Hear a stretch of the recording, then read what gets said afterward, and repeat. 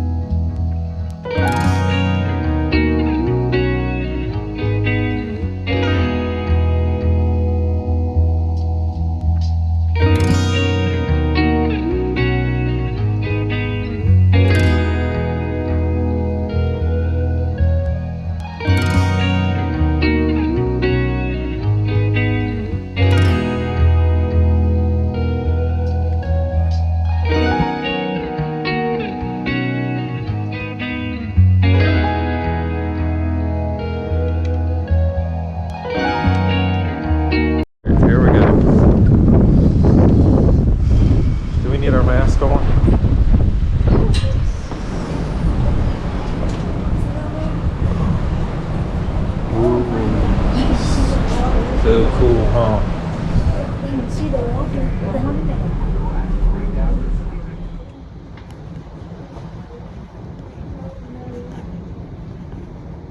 Daddy is down. Now Camden's going.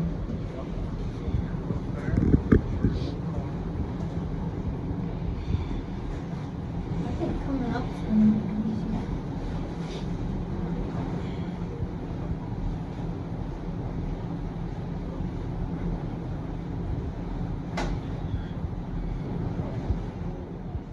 Yep, put your foot there. Make sure you're holding on.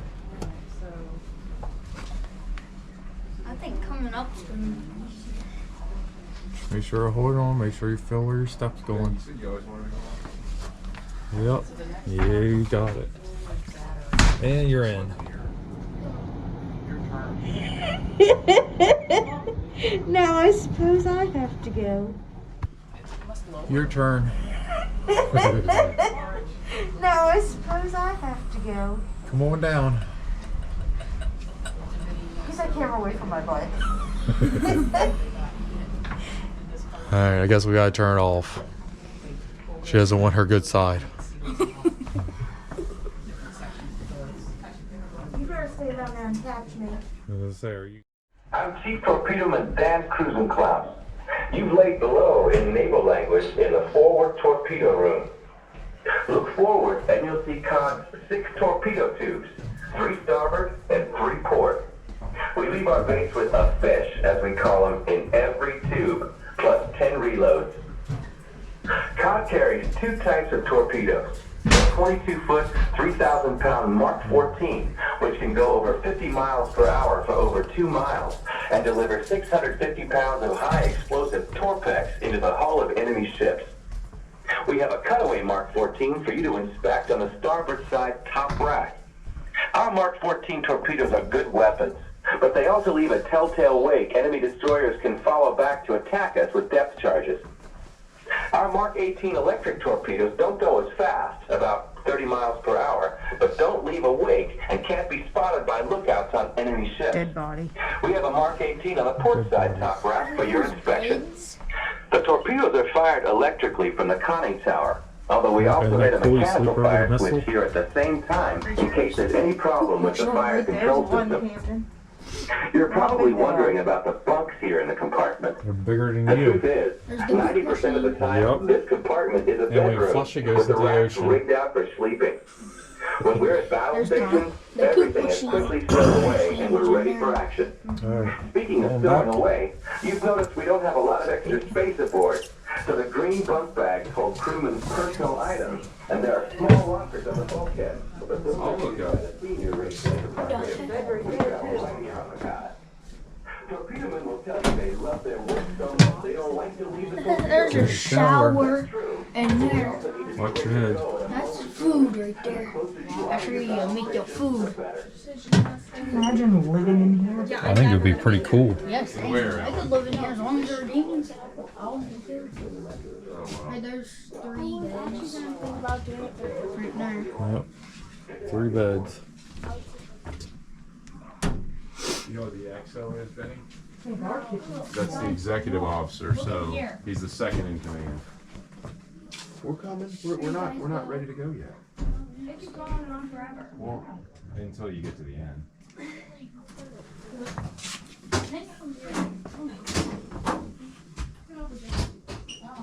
He was in a different type. You making dinner? You think our kitchen's small? We just walked down this plank right here. Yeah, so next time you think our kitchen's small, remember this. Or it was a submarine that we're now walking in. Here, Ellen. Well. Sit right in there. Down a little bit. There you go.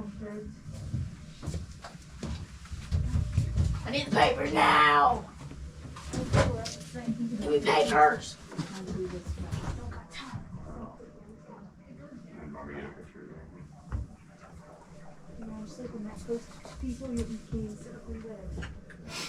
And there's more. Basically, every inch of space they had to put the crew is how they did it. There, look at that one. That one's got its table so it can work. Oh, yo, I'll take this room. And it has the sink as well. No, and I have my own curtains. Let's go. My privacy and play my video games. This one was probably somebody special. They got a desk and everything.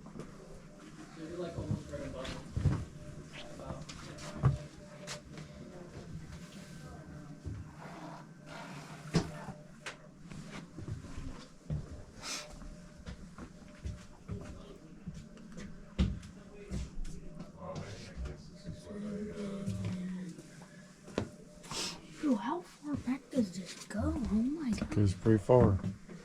You saw how long it was from the outside. We're probably not even halfway through yet. This one's a big bunk room. 5. Yeah, we started here at the beginning.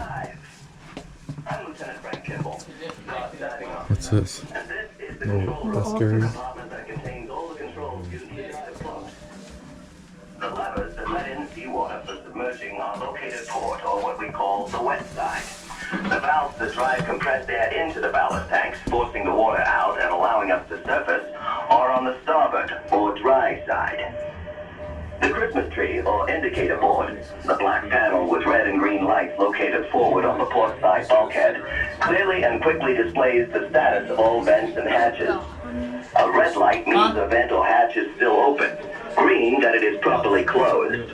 A green board announcement from a crew member stationed at the Christmas tree means it is safe to submerge the boat. The large levers below the Christmas tree open ballast tank air vents, releasing the compressed air inside, which allows seawater to flood the tanks. The large brass wheels you see on the port side control the diving planes. 2 sets of fins located on each end of the boat, which regulate the steepness of Cod's dives and allow us to change depth while submerged. The bubble indicators located on the bulkhead between the brass wheels show the angle of the dive and allow the plane operators to match that angle with the diving officer's orders. My plane went up so skilled that Cod didn't need a parachute test. There's another section down below still. You will also notice little the red bigger lights in kitchen, the but- control room. These are used throughout the boat at night when we're surfaced, so that the eyes of anyone going topside will This is where they call and do See call what for help here. goes down part of I it. know, it's sort of. And then you see there was ladder to get up there. Did you learn anything about Morse code in school? What is That's what they do in here. It's how they call for help or how they communicate. I wouldn't know that. Ice cream, bread butter. That's a pretty good. As you can imagine, with a vessel this size,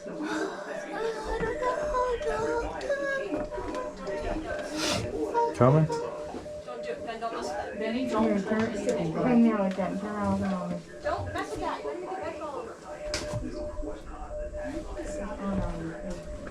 But she's right. You don't No, know. she's not.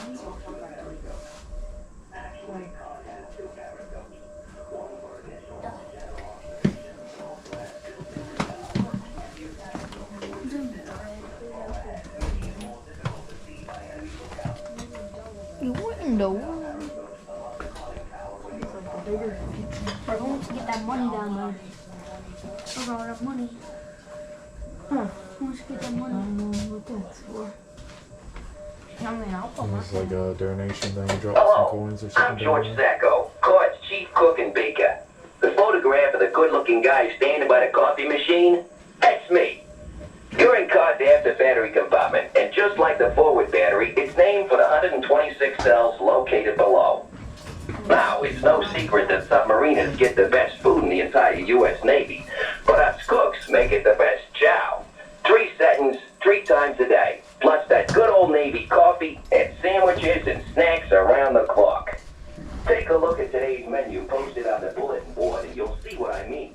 Why, we even keep the oven going all Check it night out. just to make sure the crew has fresh bread and rolls every day. When I have the time, I like to make pizza for the boys. A lot of them never had pizza pie until they came aboard Cod, but they sure love it now. You might have noticed canned food in various places throughout the boat. We have to carry enough food to feed 90 men or more for 75 days at sea. So every available space is used to Plus, store this our is food. based in Australia. Plus, there's a cold food locker below where we store more than a ton of meat, fresh vegetables, and eggs. Nothing. The crew hatch is where the crew has their regular meals. 24 men at Oh one no, time. bro, I call that spot right there. That's Yeah, you see this grate on that? kind of comfy.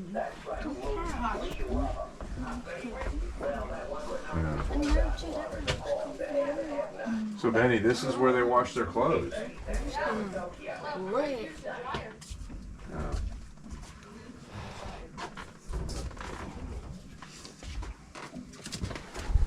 There you go. There's the crew. Wow. All them people were on here. Yeah, it's the engine room. I know.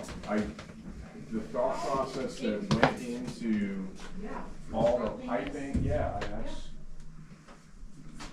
that's fascinating to me. And we don't even know what's below.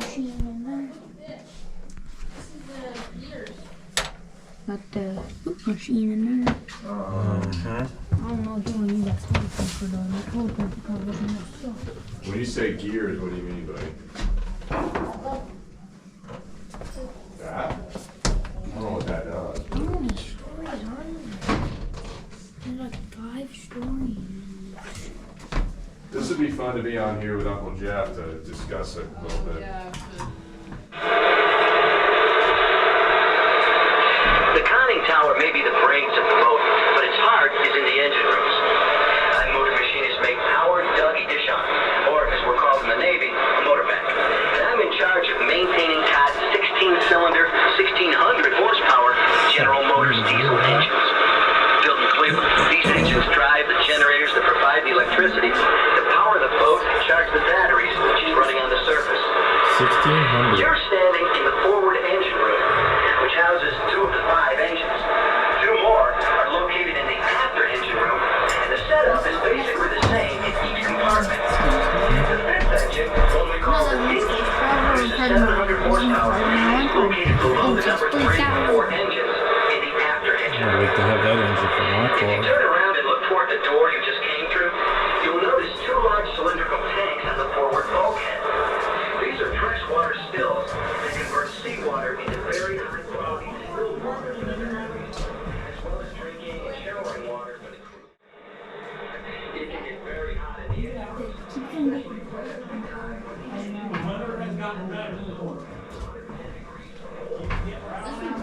Nice. Nice in here.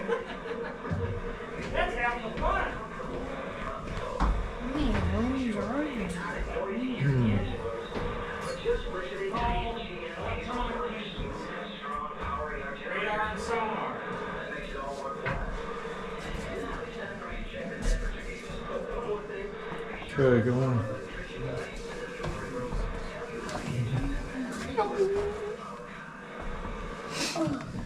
She's getting claustrophobic, I can tell.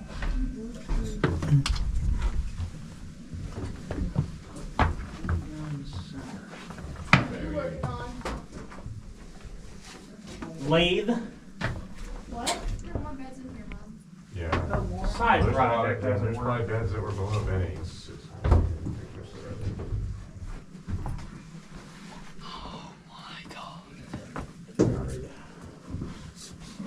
What did I do with those centers? Dadgummit.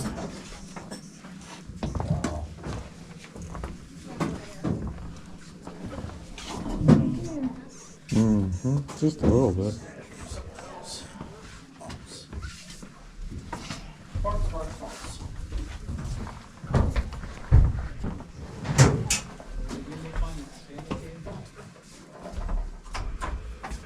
Hello, I'm electrician's mate first class Hugh Lynch. Glad to have you here with us in the maneuvering room. You've just seen Cod's big GM diesel engines, and as you've probably noticed by now, Cod is a very complex vessel. The best technology the Navy has here in 1944. Basically, the maneuvering room is the gas fiddle of the boat. The big shiny levers you see on your left control power distribution. Oh, so this is how they The gauges on the panel in front of the control levers tell us exactly what our electric output is and how fast we're going.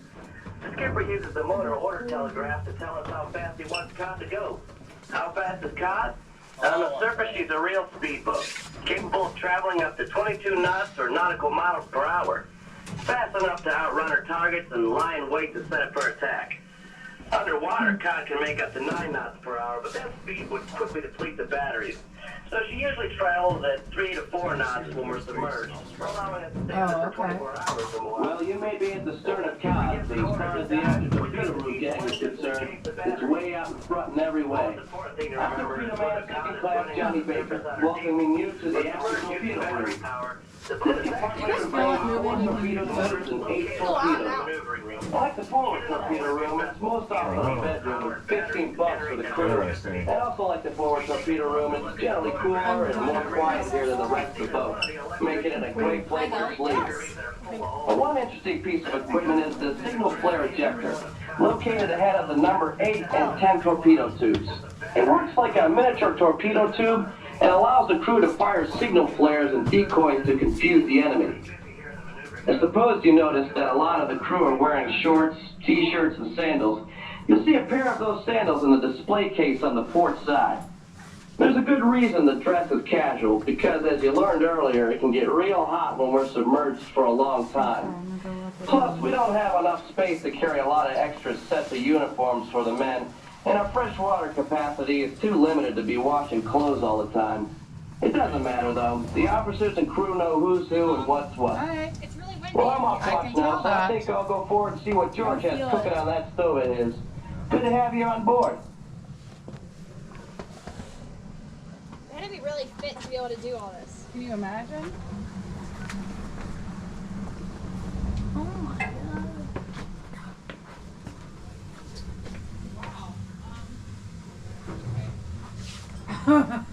Pretty windy. Bit windy. Oh yeah.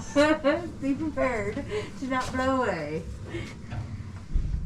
Hey, Ben. All right. I guess I'll go first. This one's easier to climb than the other one. This one's straight up. This one don't have the weird twist. Okay, here we go. Rolling up.